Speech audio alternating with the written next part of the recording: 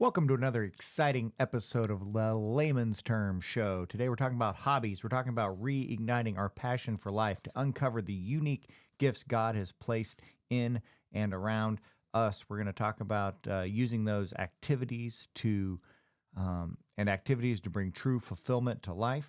We'll talk about the Waypoint Matrix and also how we can embrace our God-given talents and transform our lives and draw us closer to God. So, settle in, stay tuned, and listen to the show. And here is Matthew 7, 9 through 11, read by Keith, because that's our scripture for the day. Yeah, which of you, if your son asks for bread, will give him a stone, or if he asks for a fish, will give him a snake? If you then, though you are evil, know how to give good gifts to your children, how much more will your Father in heaven give good gifts to those who ask him? Boom. Boom. Bingo. Welcome to the show. Here we go. Let's talk about it. Mitch, how are you today? I'm doing great, pal. I'm actually really curious. We've talked a lot. We've talked a lot over the years, on mic and off of mic. Yep. And I want to know, because I don't think we've really talked about much of our hobbies as kids. We've definitely talked about sports that we've played and stuff like that. And I don't see a sport as a hobby. So what kind of hobbies did you do as a kid? As a kiddo? Well, I was a big collector of rocks. I was a rock collector.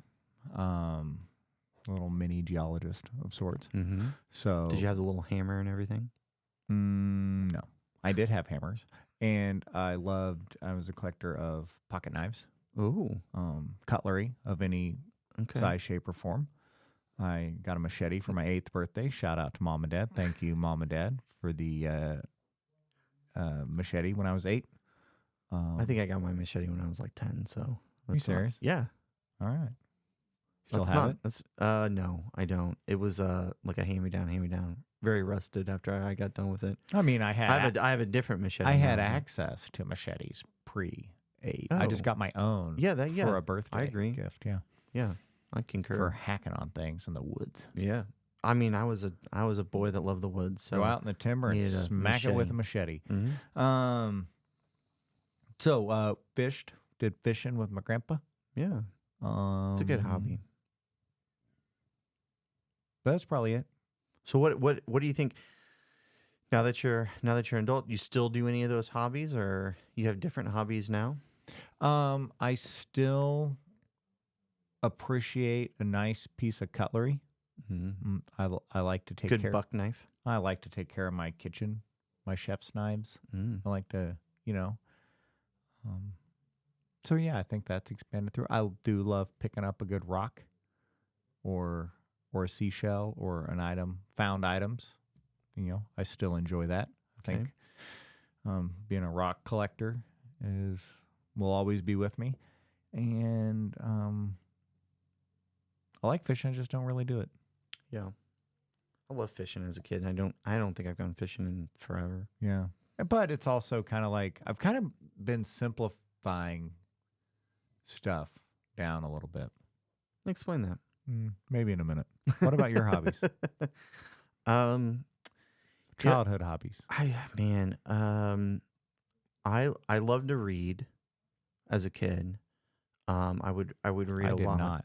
I had a beanbag chair in my room, and I just loved to read. When I was a little kid, playing with Legos and Lincoln Logs. Love that. I had these. Did you ever have Tonka trucks? Yeah. Yeah, the nice metal, dump truck. Oh, yeah. The Tonka made them. Or they still make them now. They don't make the metal ones anymore. They're like highly coveted. I still have mine from childhood. So I'd play out in the dirt in the backyard. Acting like nope, just the dirt under the deck, where the grass doesn't grow. Dig it up, put it in my cement mixer, dump it out. Hours of fun. You still do that? No. And Parker broke my cement truck by riding it, which I just laughed and thought was funny. Because, I'm not like sentimental about it where it's like, oh, and it's made for a little boy to play with. Of course. So like, how can you be upset that he's playing with it just not how you played with it, but if he finds something different, I'm totally okay with it. It's fine with me. Yeah. So, yeah, I think as a little like pre 8 years old, and then we moved and had a little wooded area, maybe 5 acres or so that was wooded next to the house, that they couldn't build houses on, or was just too costly at the time. And so that was like a year and a half or 2 years of my life. I just lived in the woods. And that's where I got my machete and my affinity for the wood life. Yeah, so I mean that was kind A of little Walden experience for you. yeah, it was great. It was great. I did you know, play on the computer quite a bit. So this is where I'm curious how you're going to analyze this. Still playing your video games? I still play video games today. I still mess with computers. I think the building of computers, right? Like taking the components and building a computer, can definitely be hobby-ish. People can be like, "Ooh, that's a it's a good hobby." But I think a lot of people would argue that playing computer games isn't a hobby. It's not productive. It's not necessarily. This is other people's art, not mine. Mm-hmm. But that maybe isn't really life-giving. It's more of like a mind-numbing activity. Oh, okay. Right? So we kind of define it a little bit like your hobby isn't doom scrolling Facebook or Instagram. That's a mind-numbing activity. You got so much stuff going on. You need to just stare at a wall, stare at a phone screen for I don't do that 20 minutes. though. I know you don't. Some people do, and I think our audience will connect with that. Yeah. I don't play the video games. The video. I don't play the video games. Never really have done the video games. But with that, I'm gonna cut you some slack. I don't think the video games is the same as the doom scrolling or the binge watching. Okay, maybe it depends on what video game it is. Well, if there's a gaming component to it, an interactivity of social, of troubleshooting or problem solving or hand-eye coordination, something, I think that counts. Yes, I think in a gaming scenario. Yeah, that would be my argument. And my argument is I know how to type and spell because of computer games, right? Like I know I can type fast, and I can back in my day, back in my day, in the computer games, you had to type what you wanted the character to do, right? Like it wasn't just click on a mouse and press a button and you've opened the door. You had to type in open the door, right? And I credit computer games to the reason I can spell because computers back then weren't smart enough to figure out, a 6-year-old doesn't know how to spell some words, and so you would have to, and it didn't give you the red squiggly line either that computers do now. It's, so you type it in, you'd have to find the correct spelling. So that's why I credit a lot of, not those teachers that really worked really hard to teach me how to spell. Just the computer Not all games. the spelling tests every Friday. Not that at all. Yeah.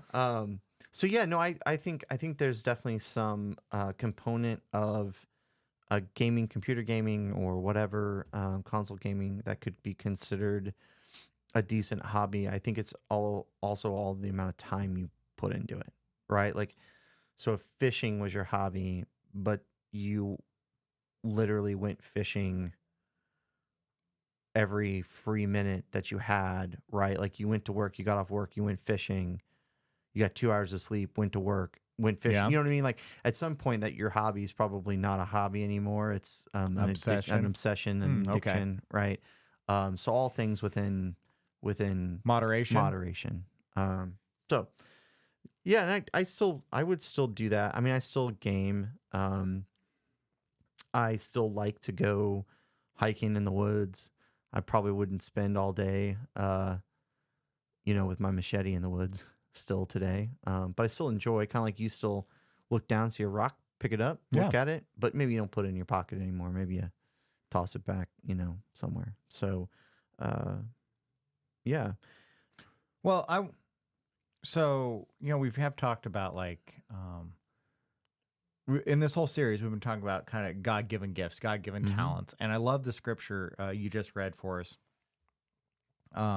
about God gives us these good gifts and how we interpret that scripture of if we know how to give good gifts Yeah. as like just bad people, inherently like not Yeah, not the best people in the Ju- world. You know, well, not obviously the best people in the world, but like, yeah. we're as the scripture said, we are evil, yeah. which we are. We're selfish. We're Selfish, sinful people can still give a decent gift. Yeah. Well, then how much greater? Because that's a reflection of. I'd say that's a identifiable reflection of made in the image of our Creator, our Right. ability. So if we're just this fragment of this ability being made in the image of our Creator to also recognize a good gift and share it and put some thought into things to give others, well, how much more thought and intentionality has God bestowed gifts onto us? Yeah. In the form of our talents and our ability to have joy and to experience joy, and gives us gifts for our enjoyment. Yeah.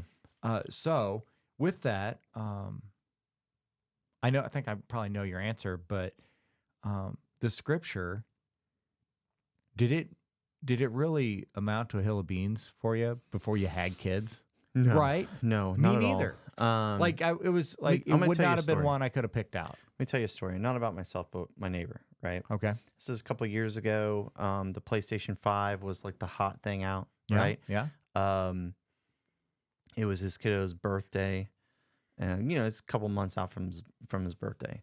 And I worked at the time a local retailer. This was years ago. That sold said PlayStation 5s. Couldn't get my hands on one. Right, as soon as you swore them, they're gone. So he kind of came over. We started talking about it. So I was constantly looking for him. He was looking. Well, he had like 3 or 4 people looking. Yeah. Right, because that's all his kiddo wanted was a PlayStation 5. Right. So we're looking. We didn't want to do the eBay route and pay twice as much for a PlayStation, that somebody's reselling or whatever. And I think there was at one point like 6 or 7 different people that were constantly on the lookout for this thing, right? Ended up just having to do the eBay route and getting his kiddo one. But I think about that with this scripture and with this conversation, because pre-kids, I probably wouldn't have gone to that effort to help my neighbor. Okay. Because I wouldn't have understood it. I would have just been like, yeah, I don't know, I can't help you, right? But the fact that I would, in my travels, I was traveling a lot, stopping by stores. I would purposely stop by other stores to see if they had one, right? Because I knew what it was like to have kids, and I know what it's like to have a kid want something really bad. Or just knowing, and it may not be, and I guess in your situation or your example, you're talking about something that they really wanted or they were coveting after or lusting after, like they really just were maybe even obsessed with wanting this thing. And you're not talking about, I guess I would point out, we're not talking about like pacifying that obsession, but really knowing the perfect gift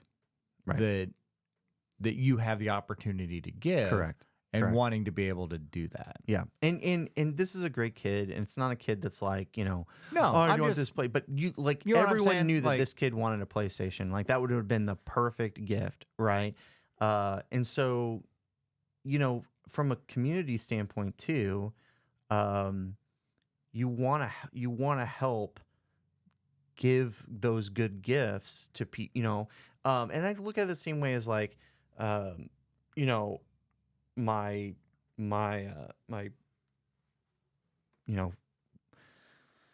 Shauna's birthday's coming up, and her parents reach What are out you to me. getting her? What? Oh no, I don't. No, it's not. It's not Oh. coming up. I just mean in general. Like if her birthday comes up, her parents reach out. Like, hey, what does she look? What does she want? I What see. you know what I mean? Like even that desire to ask someone else, like, hey, what would be a good gift for X person? You know, that maybe spends a little more time with them or whatever, right? Like that want, that desire to give good gifts from a human perspective, I think is a direct reflection of God giving us gifts, right?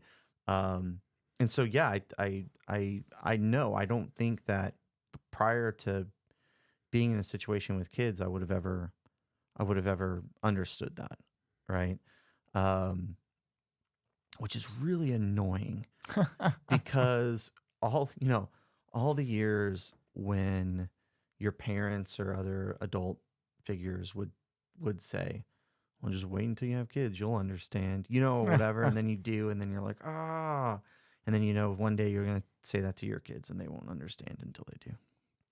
But I want to talk about have you ever experienced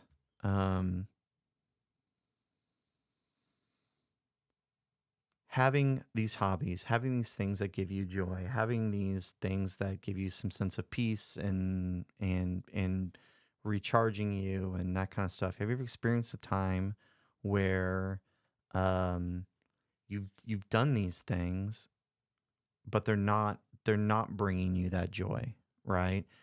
And then what circumstances cause that to happen? So I think what happens is, as our discretionary time, our free time, as we age and mature, and jobs, families, like our discretionary time gets smaller in relation to commitments, obligations, responsibilities. As that amount of our pie chart expands, our discretionary sliver gets smaller and smaller. And it takes a real commitment, I think, to keep those those blocks of time in there, of that discretionary time, to prioritize the hobby or those different things you enjoy.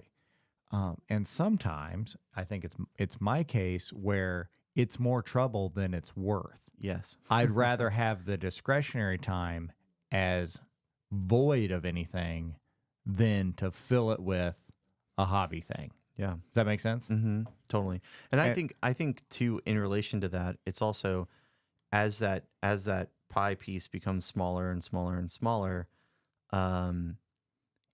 if you try to step out and do something that's a hobby that brings you joy or whatever, it's hard to disconnect from all the other stuff that's going on. Very true. Right. And so even if you do find an hour or 2 hours or whatever, you just kind of go, well, shoot, I probably should just clean the bathroom instead of going fishing. Right. Yes. You know what I mean? So it's easy to kind of push away that time for you to recharge a little bit because you've got so much stuff that's going on. Because you get some discretionary time. Well, what if I double down with this discretionary time and knock out a few more of these responsibilities? Yeah. And then I can end up with a Sunday afternoon where I just watch some football. Yeah. But then that Sunday afternoon rolls around and then you have more time. So then you end up, trimming your hedges and doing other work around the house that you needed to do. Yeah, I think that's the same for me. I think too, there's definitely been times where the other responsibilities of life suck the joy out of being present in the moment with your hobby or your passion or your it disrupts your ability to find joy in it. Yeah, and I've experienced being emotionally spent before, right? Like your normal stuff throughout your day causes you just have no more emotion left in you, right? You're just spent. Like could be a week, could be a month, lots of stuff going on. I jokingly said this morning I need a weekend off for my weekend off because we were just so busy, right? And this week is busy again, right? So I know that come Saturday, come Sunday, I'm going to be even more emotionally spent. And so, yeah, trying to find, I may have a couple hours to go down with the kids, at school or whatever, and play on my computer and play a game. But I may not be able to find the joy in it because I'm just drained of emotion, right? And so I'm really going through the motions at that point of trying to find this joy and this experience versus experiencing it. Have you ever felt that way? Yeah. Yeah. Are you currently feeling that way? Yeah. I mean, yeah, yeah, definitely feeling overextended. Yeah. But this is what I was talking about earlier about like trying to like, I've really found, and I think some of it's personality type also. I'm not a big achiever. Okay. Okay. Some people are. So some people, they get a lot of joy out of completion and achieving of things. Right. I don't. So I don't have a big endorphin rush from finishing a puzzle. Like, sure. Why did we cut the picture apart to begin with? Is more of my question. To have fun. Right? Like, perfectly good photograph. And we cut it into 1,000 pieces. Okay. So you wouldn't why? Why did we cut the picture apart? You just had a nice picture. You just look at the picture for a couple minutes, like, oh, that's a lovely painting, and then you're done. So you're okay with the puzzle that intentionally has pieces missing? Yeah, I don't care. Like you don't care, but as somebody that's an achiever, that would just bother the heck because out of them. They need to finish it. Yeah, they want to get it to completion. Yeah. Is that why you have a bunch of half-done projects around the house? Yeah. Yeah. And they're not half done. They're like 95% done. They're not half done. Always 95% done. It's that last 5% that takes so long. So long. But anyway, so I try to like simplify things like I used to enjoy in childhood and stuff, like we'd go bird hunting. Now it'd be like, I don't know, just go on the walk and forget about, trying to capture the prey. Like just go on the walk. So that's how I've just kind of simplified things. I like that. Like fishing, I don't know. Then I'm going to have to try to catch the fish. And then if I don't catch the fish, then it's like, well, what did I even do that for? Couldn't I just sat down by the stream? That'd have been nice. Yeah. Enjoy the water. Yeah. Moving. So I don't know what that says about me. You can dissect those thoughts. You're more, but my new hobby, more basic. My new hobby, I've picked up. I just started rucking. Oh yeah, which is just something right. I found out that I'm really good at this, Keith. You're good at throwing heavy stuff on your back and walking around. I'm walking around with heavy things. Like I'm really good at this. I found my God-given gift. I like it. When you take your pack off, 40 pounds, right? Is it 50? 40? It's at 50 at the moment. 50, okay. When you take your pack off, do you find your spine kind of like stretching back out? Because I do this when I pick up Parker now. He's 46 pounds, okay? So he's still small enough that hey, pick me up, and I'll pick him up and carry him for a little bit, right? Especially if he's getting kind of tired or whatever. And then, I'll set him back down and I feel like I'm getting taller. Getting taller? Because my spine is decompressing. Do you find that happens? I don't know. You should not. You're going to be thinking about it, though, next time you go. I'll think about it. You'll be like, I'm going to take this pack off. Ooh, yeah. So how do we balance? So what I'm hearing is we want to be productive. So there's this productivity component. Some people do. Well, we got all this stuff going on. Yeah. Right? And so when you got the free time, you want to be productive with the free time, right? Like you got some extra time. Man, I want to be productive. I want to do something and be productive with it versus trying to engage in some activities that are just purely for enjoyment. Yeah. So here's what I'd challenge people. Make some non-negotiable time in your schedule. And I know that sounds like an absurd prescription, but if you can make some non-negotiable time in your schedule that is just for you to do something that you want to do and enjoy, that's where I'd start with. Then, if you're saying none of that time exists, I would like to challenge folks to make a list of like true responsibilities, true obligations, and then figure out what of those are perceived responsibilities and obligations that you perceive that you're obligated to and you're responsible for. And I hope that you could probably through that exercise find out that there may be some things that you're not actually obligated to participate in. Yeah. There may be some things that you can stop doing. You don't have to do them, but for some reason you do them. Yeah, and I would also say that you should look at what everybody says, I don't have time, I don't have time, I don't have time, I don't have time, but you definitely have some time in there. I'm always amazed when I get my weekly screen report from my phone because I feel like I'm never on my phone, but like 3 hours or something a day, right? Now some of that is for work and some of that's for other stuff. But like how much of that 3 hours is me just bored in the moment and pulling my phone out and checking the news, checking the weather, seeing what's going on with my gaming community on Discord. And then the next thing you know, 20 minutes has gone by. Yeah, Right? I definitely make a concerted effort to not use my device as a pacifier. Yeah. I try to use it as a tool. Yeah. But yeah, if you find you're using it as a pacifier, if it's similar to giving your infant a binky, you may want to reassess your relationship with it. Yeah.